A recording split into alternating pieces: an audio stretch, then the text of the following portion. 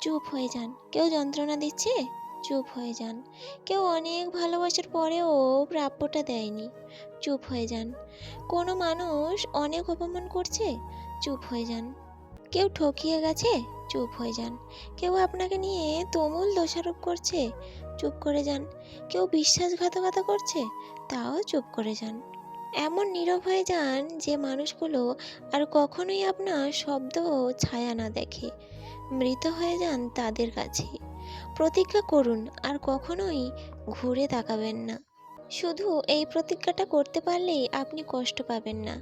এই যে নীরবতা আপনাকে দম বন্ধ করা আর্তনাদ দেবে, কিন্তু অপরপক্ষে দেবে আফসোস। আসলে আমরা হারাবার ভয়ে শব্দ দিয়ে প্রতিবাদ করি।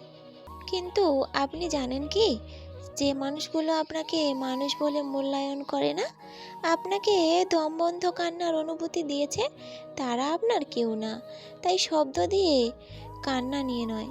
তাই দুনিয়ায় সমস্ত মূল্যবান সময় দিলেও ওরা আপনার মূল্য কিছুতেই বুঝবে না। তাই নিজের স্বার্থে বাঁচুন, নিজেকে ভালোবাসুন।